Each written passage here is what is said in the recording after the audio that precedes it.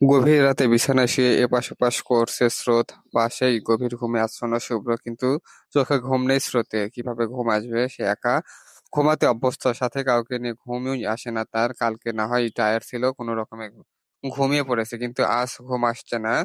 মনে হচ্ছে পাশে কেউ আছে, ঘুমাবে কি করে? এদিকে শুভ্রকে রুম থেকেও বের করতে পারবে না, নিজে বেরিয়েও যেতে পারছে না।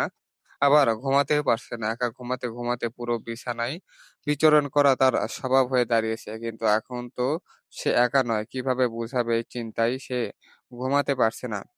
এদিক সেদিক করতে বিড়বিড় করে বলল, "এইসব ছাইপাশ বিয়ে কেন করতে হবে? সিঙ্গেল কত সুন্দর। একটা বিছানায় এক পা হাত ছড়িয়ে ঘুমানো যায়। বিয়ে করে মানুষ ঘুম আ আ বিয়ে করে আমার ঘুমটাই হারাম হয়ে গেছে।" হুট করে পাশে থেকে একটা রাশভারী কণ্ঠে ভেসে এলো। "বিয়ে করে তোমার ঘুম হারাম হয়েছে নাকি? আ তু নাকি ঘুমিয়ে তুমি আমার ঘুম হারাম করার প্ল্যান করছো?" স্রোত জীবনী অন্ধকারের স্রোতের চোখ-মুখ দুটো ছানাবড়া হয়ে গেল। সে চমকে উঠে ঝাটকা মেরে ধড়ফড় করে উঠল। উনি না ঘুমাচ্ছিল, এমনকি তার নিঃশ্বাসও পড়ার একটা শান্ত শব্দ ছিল। তাহলে কি এতক্ষণ সে ঘুমানোর ভান করছিল, নাকি স্রোতের বিড়বিড়ানি অত দূরে পৌঁছে গেছে? সে একটা ঢোক গিলে বলল, আপনি জাগনা ছিলেন? মানে ঘুমাননি এতক্ষণ?"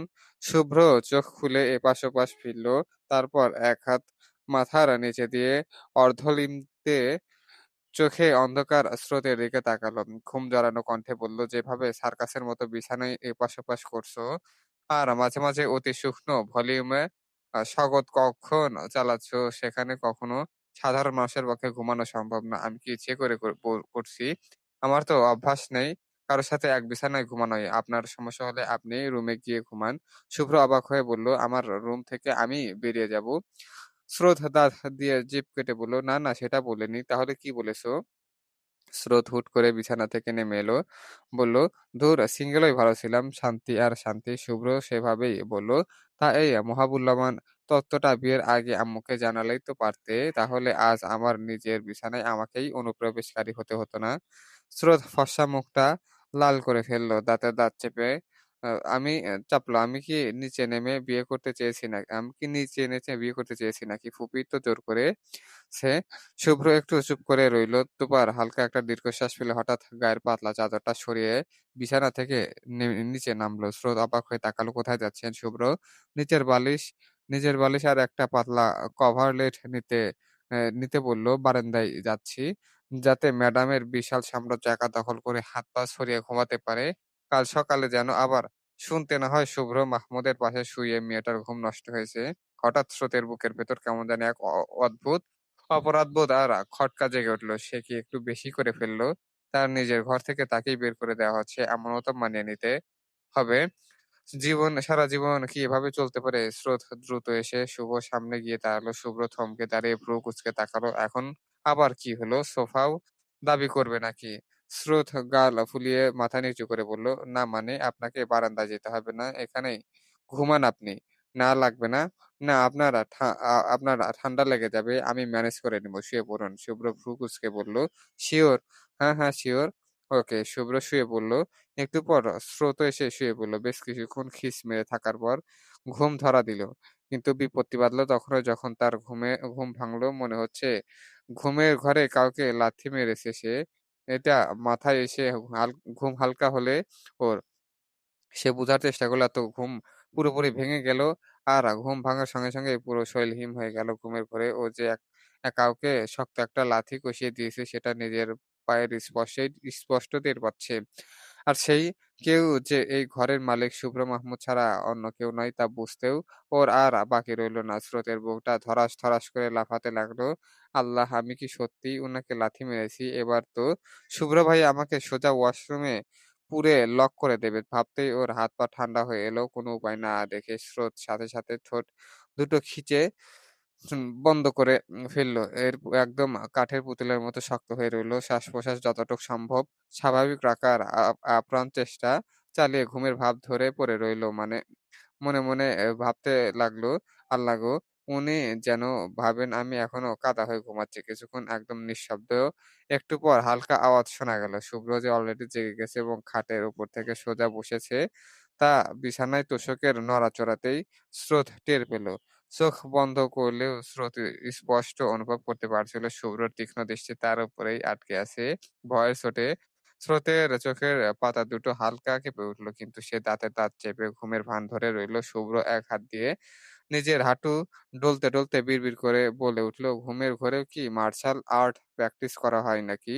শুভ্র মাহমুদকে বিছানা থেকে উচ্ছেদ করার নতুন কোনো টেকনিক এটা। স্রোতের ইচ্ছে করল এখনই মাটির সাথে মিশে যেতে। কিন্তু না, সে এখন গভীর ঘুমে আচ্ছন্ন, তাই কোনো নড়াচড়া করা যাবে না। সে আরো শক্ত করে চোখ বন্ধ করে রইল এবং এভাবে যে কবে ঘুম এলো চোখে সে টেরও পেল না। সকালবেলা ঘুম ভাঙতে দেখলো রুমে কেউ নেই। স্রোত উঠে বসে হাই তুলতে আশেপাশে তাকিয়ে দেখল না, শুভ্র ভাইয়া কোথাও নেই। পরক্ষণে মনে পড়ল কাল রাতের কথা। না বাবা রুমে নেই, ভালোই হয়েছে। এখন যদি এসে জিজ্ঞেস করে তুমি আমাকে কালকে লাথি মেরেছো কেন? তখন কি উত্তর দেব? না, এখনই রুম থেকে পালাতে হবে। স্রোত এক দৌড়ে ওয়াশরুমে গেল। অতঃপর মুখের পানে ঝাঁটা দিয়ে সোজা ফুপির রুমে। ওকে সকাল সকাল এমন দৌড়াতে দেখে ওর ফুপি রোকেয়া বেগম বললেন, "কি রে, এমন দৌড়াচ্ছিস কেন?" স্রোত ফিসফিস করে বলল, "শুভ্র ভাইয়া কোথায়? ও তো বেরিয়েছে। কি কাজ আছে বলল? তুই দৌড়াচ্ছিস কেন?" স্রোত কথার প্রসঙ্গ পাল্টে বলল, "এমনি ভালো লাগছিল না তাই।" তুলি, শুভ্রর বোন, আপুরা কোথায়? সাব্বির ভাইয়েরা ওরা সবাই আজ চলে যাবে, তাই না? হুম, সবাই ফিরে যাবে। স্রোত মন খারাপ করে বলল, "একা হয়ে যাব।" "থাক তুলি, আপু থাকবে।" রোকেয়া বেগম হেসে আদুরে স্বরে বললেন, "সে কি কথা? তোকে আমি আমার বাপের বাড়ি নিয়ে যাব। যখন চাইবি।" "কেমন?" স্রোত মজা করে বলল, তোমার বাপের বাড়ি কেমন গো ফুপি? কোনদিন তো দেখিনি, একটু ঘুরিয়ে এনো।" "হ্যাঁ, হ্যাঁ, শাশুড়ি বাপের বাড়ি তো যেতেই হবে।" স্রোত খিলখিল করে হেসে উঠল। ওর ফুপি আবার বলল, "তোর যখন মন খারাপ করবে আমাকে বলবি, আমি তোকে ঘুরিয়ে আনবো ও বাড়ি থেকে।" স্রোত মলিন হাসলো। জবাবের পরিবর্তে প্রশ্ন করলো, "ও বাড়িতে গিয়ে কি করব ফুপিমণি? মন খারাপ কাটবে তো?" রোকেয়া বেগম চুপ করে গেলেন। স্রোত আবার হেসে উনাকে জড়িয়ে ধরে বলল, "থাক, তুমি আছো না, আমার মন খারাপ হবে না। তুমি থাকলে আমার মন খারাপ হয় নাকি?" রোকেয়া বেগমও ওকে জড়িয়ে ধরে চুমু খেল। স্রোত ওভাবেই পড়ে রইল। এই মানুষটার গায়ে একটা মা ঘ্রাণ পাওয়া যায়। আদর, ভালোবাসাগুলো মায়ের মতো। মা-বাবার পর এতটা নিঃস্বার্থ বুঝি কেউ ভালোবাসতে পারে? ওর ভাবনায় ছেদ ঘটিয়ে ওর ফুপি বলে উঠল, "এই চল, খেতে যাবি? কয়টা বেজে গেছে খেয়াল আছে?"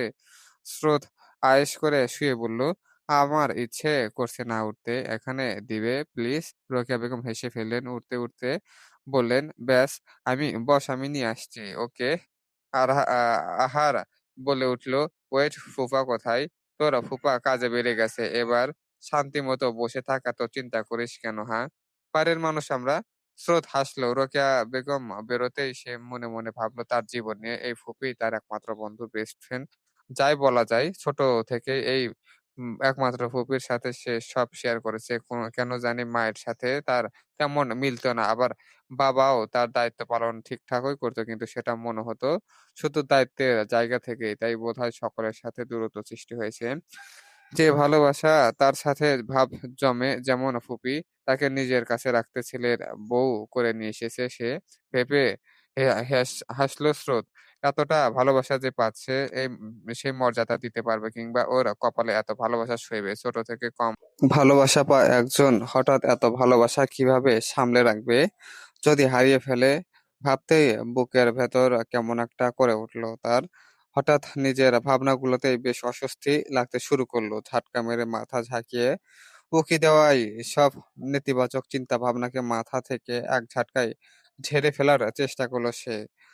কেন শুধু-মধু এসব হাবিজাবি ভাবছে? জীবনের এই নতুন অধ্যায়ে যখন একটা ভালোবাসা মোড়ানো পরিবার তাকে আপন করে নিয়েছে, এসব চিন্তা এসব অদ্ভুত নিশ্চয়তা খামখেয়ালি করার কোনো মানেই হয় না। একটু পরেই রোকেয়া বেগম ধোয়া ওঠা নাস্তার প্লেট হাতে রুমে প্রবেশ করলো। ট্রেটা বিছানার পাশে টেবিলটা রেখে স্নেহমাখা কণ্ঠে বলল, "এই নে, গরম গরম বানিয়ে আনলাম, তাড়াতাড়ি খেয়ে নে তো।"